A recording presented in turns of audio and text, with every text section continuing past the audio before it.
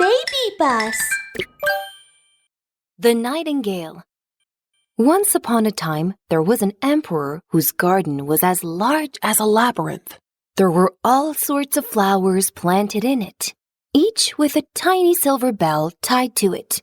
Ring-a-ling-a-ling! A singing nightingale lived in the garden. She only sang at night. One day, a foreign visitor came to the emperor's house.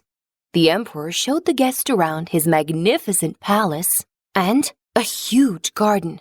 He said proudly, "My honorable guest, what do you think of my palace?"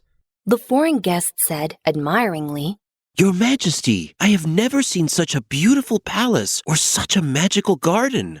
Look how these flowers each has a silver bell tied to it. When I walk past, they make such a crisp sound. Your palace is like heaven on earth." That night, the foreign guest tossed and turned, unable to sleep. He got up and opened the window. Outside, a beautiful melody filled the air. A nightingale stood on a branch, singing. "It's a nightingale. It sings so beautifully. The song of a nightingale is the most precious thing in this country." The foreign guest danced to the nightingale's song. Early the next morning, the foreign guest could hardly wait to see the emperor. "Your Majesty, I have found the most precious thing in your country. It is the song of the nightingale in your garden." What nightingale? Is there a singing nightingale in my garden? How come I've never heard of this? The emperor called his minister in. Minister, have you ever heard of this nightingale and its song? The minister shook his head. The emperor ordered, I want you to bring me the nightingale tonight. Do you hear me? If the nightingale is not found, everyone in the palace will be punished. "We will obey, Your Majesty." The minister rushed around with his soldiers, looking for the nightingale. Anyone he caught a hold of, he asked, "Have you seen the nightingale? Have you seen the nightingale?" All the people he asked shook their heads. You must know, people slept too well at night to hear the nightingale's song. Finally, the minister asked a little girl. She nodded and said, I've seen the nightingale. Sometimes I can't sleep at night because I have to take care of my sick mother. On those nights, I heard the nightingale sing. She sings beautifully. "Hurry! Quickly, take us to the nightingale." The little girl took the minister to the garden to look for the nightingale. They crossed the pond, they went through the marsh, and as night fell, they arrived at the last apple tree in the garden. The little girl exclaimed, Look, there's the nightingale. She pointed to a little gray bird as she spoke. The minister came over and looked at the ordinary little bird. "This little bird is what we've been looking for? She doesn't look like anything special. Can she really sing so beautifully?" The little girl asked the nightingale. Nightingale, nightingale, sing us a song. The nightingale shook her feathers and sang a beautiful song. The minister and his soldiers listened intently, entranced. "Wow! Her voice is as clear and melodious as a bell. What a magical nightingale! Nightingale, nightingale, would you like to come to the palace and sing for the emperor?" The nightingale said cheerfully, It would be my pleasure. and saying that, she sang even more cheerfully. Hearing that the minister had found the nightingale and was soon to bring it to the palace, everyone got busy. The maids decorated the palace with flowers, wrapping violets around the pillars, and placing sunflowers in the hallways. The cooks prepared a whole bunch of delicious food. It looked like a great banquet.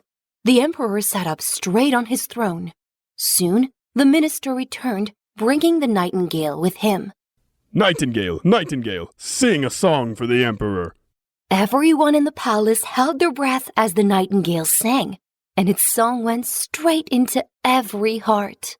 So touching. The nightingale's song is simply heavenly. Tears flowed from the emperor's eyes. I want to reward the nightingale with 100 boxes of gold coins. But the nightingale refused the emperor's reward. Your Majesty, I don't want gold coins. Your tears are the best reward I could ever receive. Before long, The whole country was talking about the magical nightingale, and everyone admired it. One day, the emperor received a big parcel, and when he opened it, he found a mechanical nightingale inside. It looked nothing like the living one, because its entire body was covered with precious stones. Whenever a button was pressed, the mechanical nightingale lit up and started to sing, and its tail twitched. There was a letter inside the package. Your Majesty, this is a gift from me to you, signed the foreign guest. It turned out that this gift had been sent to the emperor by the foreign guest in imitation of the real nightingale. The emperor was so pleased that he immediately pressed the button, and the mechanical nightingale started to sing. Wow, this is fantastic. Let's have a contest and see who sings better, the mechanical nightingale or the real one. The mechanical nightingale could sing 100 songs all at one go, and it never got tired. But the real one only sang at night.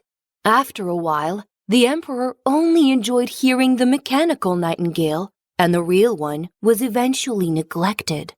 One morning, the real nightingale flew out of the palace and went back to the garden. When he learned that the nightingale had flown away, the emperor was sad for a while, but eventually he was happy again. It's okay. I still have my mechanical nightingale. It can sing beautiful songs for me, too.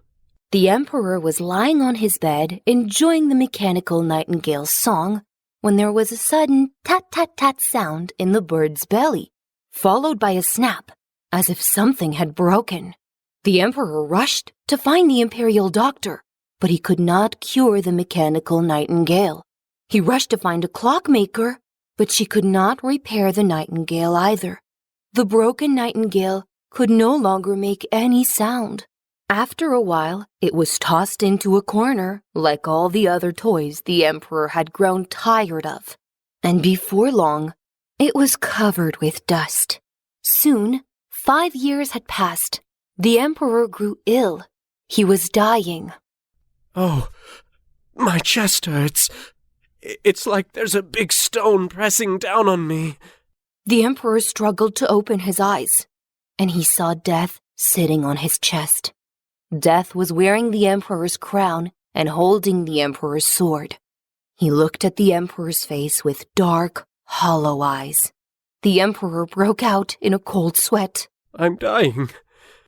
But before I die, I want to hear the nightingale's song again. Death reached out his hand and tried to take the emperor. Just then, the nightingale flew to the emperor's bed and sang a song. Listening to her song, the emperor's health gradually returned. Even Death was captivated by the nightingale's song. It's so beautiful. Sing. Keep singing. Keep singing, little nightingale. The nightingale had found a way to save the emperor.